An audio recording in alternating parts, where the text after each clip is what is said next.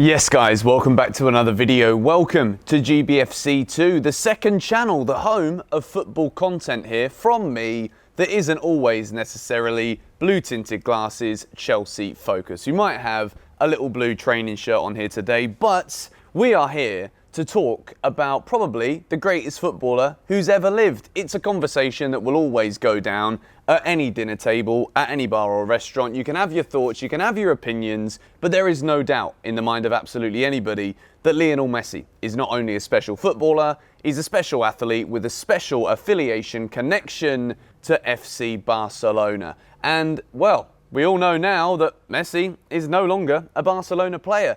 He's a free agent. There has been an absolute chaos happening at Barcelona, chaos at La Liga, chaos everywhere, really, in the Messi camp. And it's got to a point where it's actually changed my whole thought on Lionel Messi and what he does with his Barcelona contracts and everything else. Because what we forget sometimes with Lionel Messi is that the stature of this man and the actual size of Lionel Messi and the brand, the quality of the player, what he actually brings to a footballing field, is on an astronomical level that is not really comparable to many, if any, footballers in the history of the sport. So Barcelona have basically over the years, to put this in the shortest way possible, you guys already know it's been dug into by every single person who's interested in Messi, in football, in everything. Barcelona, in terms of the way they've managed their finances over the course of probably the last 10 years in particular, has been nothing shy of a disaster. You know, we look at a couple of moves, for example, Coutinho,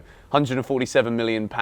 Wouldn't say that was the best money well spent. You've also got Ousmane Dembele, who came in from Borussia Dortmund as well for in excess of 100+ million. Yes, they sold Neymar, but overall, the way that Barcelona have structured their own club financially has been a disaster. Lionel Messi, we know that if there is any player in the world who can justify being given £500,000 per week, it's Lionel Messi. What he does on the pitch is absolutely sensational. The brand that he has, which enables Barcelona to be what they are right now, is absolutely on the top tier off the flipping camera screen. So, when all of this hit the fan, it became quite clear, quite quickly, that Lionel Messi wanted to be a one-man club. He didn't want to leave Barcelona. No matter who came in for him, no matter what money was offered to him, he was willing to take a 50% wage cut in order to remain at Barcelona. And then due to various different financial restrictions and laws in Spain,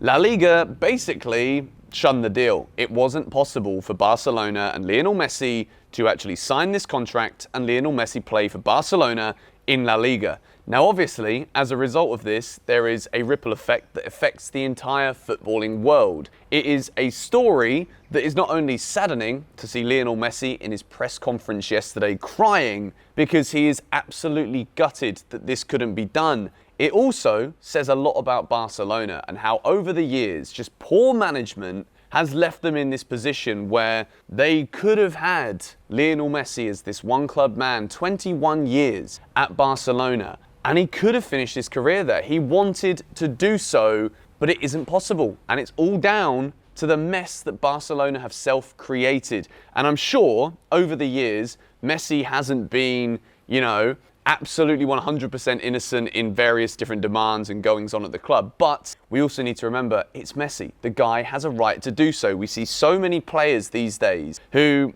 think they deserve 100,000+ a week. But what have they done on a football pitch to ever deserve that in the first place? Messi is one of the only people in the world who I think could go to any employer, demand any fee that he wanted, and know that he isn't doing it just because he's Lionel Messi. He can actually bring this money back into whatever institution he comes into. Now, at the moment, there are many different ways to look at this. As I said, the ripple effect of this happening is absolutely huge. It has a huge impact on Barcelona. They lose their greatest player across both of the last decades, Lionel Messi. Incredible. What are Barcelona going to do to rectify this situation, to keep competing for Champions Leagues, to keep trying to win La Liga? It's going to be very interesting to see what they do in terms of business this summer. La Liga, Lionel Messi. The story of the last sort of 10, 15 years has been how Lionel Messi and Cristiano Ronaldo were the two best players in the world competing against one another, not only for the personal rivalry, but for the Barcelona Real Madrid rivalry, which is the biggest rivalry in Spain, one of the biggest rivalries in the footballing world. There's no Ronaldo, he's now at Juventus. There's no Messi, he's no longer at Barcelona. We'll get on to where he's going to go in a moment. What does this do to Spanish football? I believe that it could have a cataclysmic effect on Spanish football. The global appeal of Spanish football, Lionel Messi, is, to a lot of people that are football fans in the world, the glue that keeps them together and the reason why someone might have bought a Barcelona shirt as opposed to a Paris Saint-Germain shirt, a Galatasaray shirt, a Chelsea shirt, an LA Galaxy shirt, whatever it may be. Lionel Messi was the reason for that. Now, Spanish football is 100% going to suffer. Barcelona, absolutely no doubt, they're going to suffer as a result of Lionel Messi. Now, we spoke about Messi's suffering in brief terms. There's a lot of different psychological levels that we could go into with this, but today I just wanted to give you guys my overall thoughts on the situation.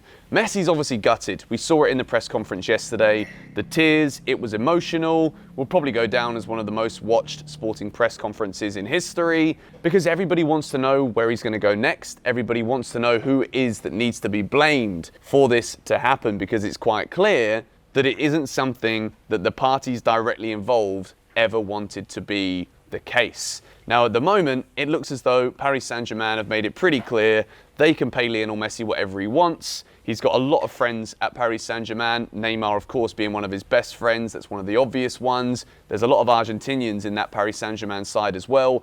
Maurizio Pochettino, Argentinian manager. It makes a lot of sense for Lionel Messi to do that. In terms of the personal brand of Messi, it's Paris. That's an absolute no-brainer.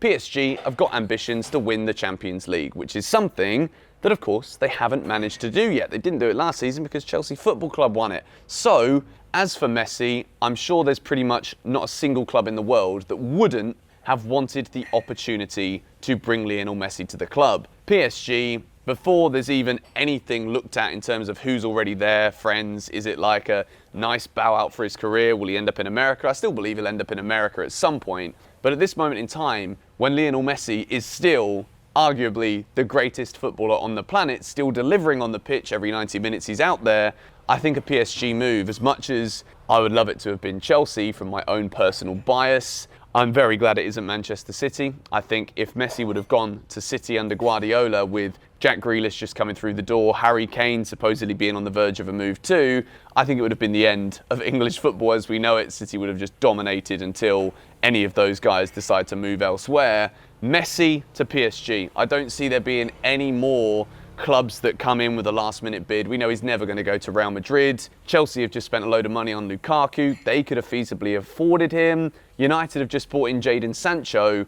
All of the stars are aligning for Lionel Messi to sign this contract that's been given to him by PSG and become a Paris Saint-Germain player. Now, if they don't win the Champions League after Lionel Messi signs, when they've just bought in Donnarumma, they've just bought in Wijnaldum, Sergio Ramos, this has got to be one of the transfer windows ever for any football club ever, what PSG have done this summer, without spending a flipping penny. So, if they don't win it now, they're the laughingstock of football for the rest of eternity. But anyway, Lionel Messi's leaving Barcelona. This has been my kind of little roundup of my thoughts on the whole thing. And of course, when he does sign for PSG, it's going to send more ripples around the footballing world, but I think it is only a matter of time. Now, little update for you guys here on GBFC2. If you managed to make it to this part of the video, let me know that you did in the comments down below. This week is massive. We've got Premier League football returning. There's going to be predictions. We're going to be going through a load of transfers that have happened or that could still happen for the various Premier League clubs. Stay tuned. Make sure you're subscribed here to GBFC2. Hit the like button if you enjoyed this one. And let me know, is there anything I missed? Do you think Messi might go somewhere else? Or is it PSG done deal? Thank you guys for watching. See you all later.